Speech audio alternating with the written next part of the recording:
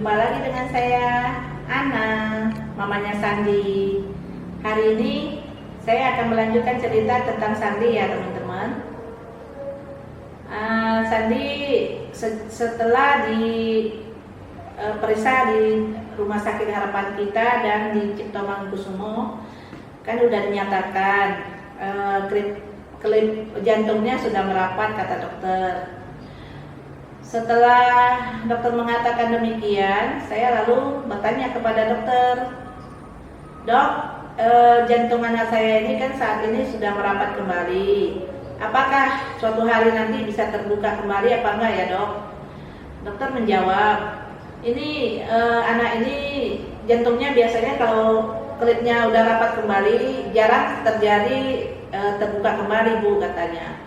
Tapi sebaiknya Ibu melakukan check up setiap setengah tahun sekali lah kata dokter gitu, minimal setengah tahun sekali. Ibu check up setiap tahun 2 kali.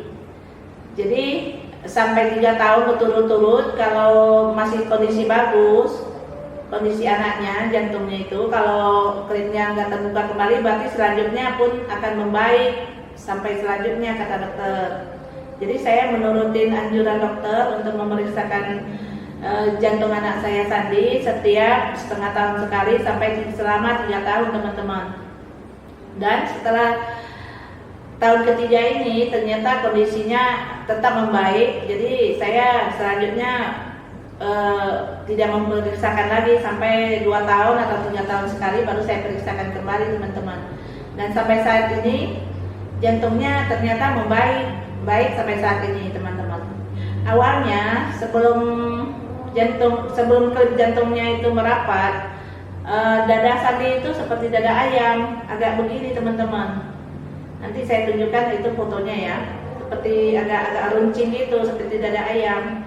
Setelah jantung klipnya membaik, dia pelan-pelan merata gitu, sampai dia membesar, sampai dia dewasa tetap rata dadanya. Agak bagus gitu kan, sampai saat ini udah bagus. Di TK sampai dia SD tetap melakukan terapi teman-teman. Terapinya ada di Dokter Lili, ada juga di psikolog di Harapan Kita Tumbuh Kembang. Jadi berganti-gantian ya teman-teman. Itulah kondisi Sandi saat itu. Setelah terapi motorik, juga tes IQ, periksa gigi, periksa kesehatan rutin itu teman-teman. Saat kami di Kelapa Gading, itu Sandi ditangani oleh dokter namanya Hardiono. Jadi sejak di Kelapa Gading kami kalau mencari dokter FM Maseno itu sangat jauh teman-teman, di Geraha Medika ya, Kebun Jeruk sana. Jadi saya berusaha cari dokter yang dekat rumah gitu kan. Dokter ini praktiknya di Kelapa Gading, jadi gampang dijangkau gitu, lebih dekat dari rumah. Namanya Dokter Hardiono. Sama dokter ini sangat cocok Sandinya teman-teman. Jadi sejak Sandi berusia 3 tahun lebih lah ya, ditangani oleh Dokter Hardiono ini sampai Sandi menginjak dewasa, saat itu umur 16 tahun lah baru selesai. Jadi sama dokter ini setiap ada batuk pilek atau sakit itu Sandi ke sana, lalu anjuran dokter ini banyak sekali. Mereka juga ada kerjasama klinik dokter ini, Dokter Hardiono ini bekerja sama dengan terapis juga, namanya Dokter Lili ya di Rawamangun. Jadi Sandi juga dianjurkan ke Dokter Lili untuk terapi. Jadi Sandi dipegang oleh dua dokter ini lah selama 16 tahun sampai Sandi sehat betul. Udah nggak terakhir kali itu Sandi umur 16 tahun lah dipegang sama Dokter Hardiono. Sampai dia merasa kuat, sehat, lalu udah lepas dari dokter. Baru lepas dari dokter lah. Saat Sandi sekolah, dia playgroupnya di Kelapa Gading ya teman-teman, sekolah biasa. Sekolah di Jobastia Prastia Mulia nama sekolahnya. Waktu itu saya tidak memahami untuk sekolahkan anak ini harus dibawa ke sekolah apa gitu. Jadi saya sekolahkan aja di dekat rumah di Sumanggung 2 alamat sekolah itu. Sampai Sandi selesai KB bermain kecil dan besar di situ. Setelah itu ada anjuran dari kawan saya, katanya anak begini harus disekolahkan di SLB Bu. Lalu saya sekolahkan Sandi di Kemayoran, sekolah di Gerahita. Itu dari Sandi TK sampai SMA kelas 2. Karena ada sesuatu hal, jadi Sandi berhenti sekolah teman-teman. Yang satu hal itu saya agak sulit menceritakan ya di wilayah sekolahnya. Nanti lah kapan-kapan kita bongkar sedikit ya. Tapi saat ini nggak usah dulu lah. Sejak Sandi sekolah di situ, dari Sandi tidak bisa apa-apa sampai Sandi mandiri di sekolah itu. Selain ajaran di indoor, outdoor pun diajarkan oleh guru-guru itu. Selain pendidikan formal, ada juga pendidikan yang jasmani, kesehatan, gitu, olahraga dan lain-lain, banyak juga lah, keterampilan juga diajarkan, motorik, halus, kasar, semua diajarkan di situ juga. Jadi kami merasa sangat terbantu oleh sekolah tersebut ya teman-teman. Guru-gurunya sangat sabar dan perhatian pada anak-anak. Semua guru sama semuanya, sangat sabar menangani anak-anak Down syndrome ini. Saya sangat berterima kasih kepada Bapak Ibu gurunya ya teman-teman ya.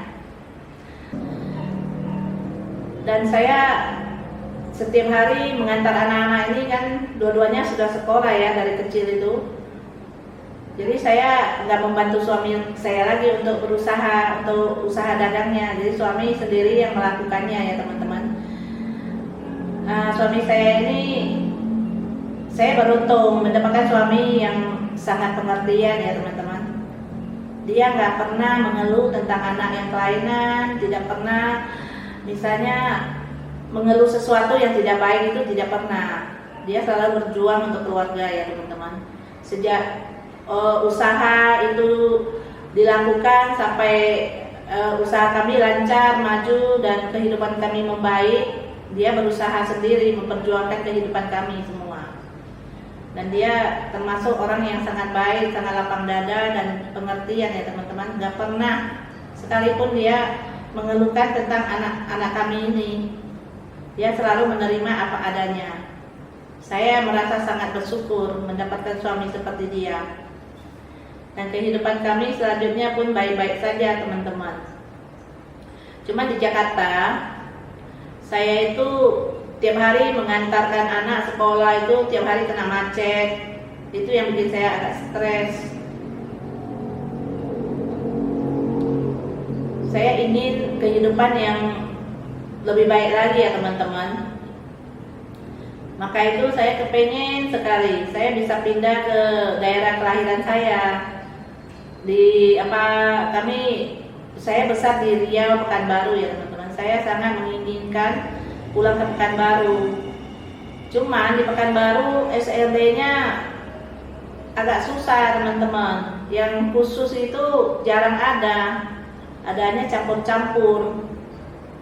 Anak-anaknya ada yang autis, ada yang tunanetra, campur-campur gitu teman-teman. Jadi nggak ada yang khusus. Jadi anak saya nggak bisa adaptasi, agak sulit.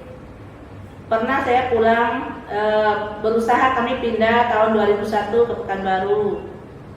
Tapi karena sekolahnya tidak ada, saya balik lagi ke Jakarta tahun 2003 teman-teman. Itulah sedikit pengalaman saya untuk kehidupan kami dari Sandi kecil sampai dewasa. Ya teman-teman, cerita sedikit lah pengalaman-pengalaman itu yang kami lalui.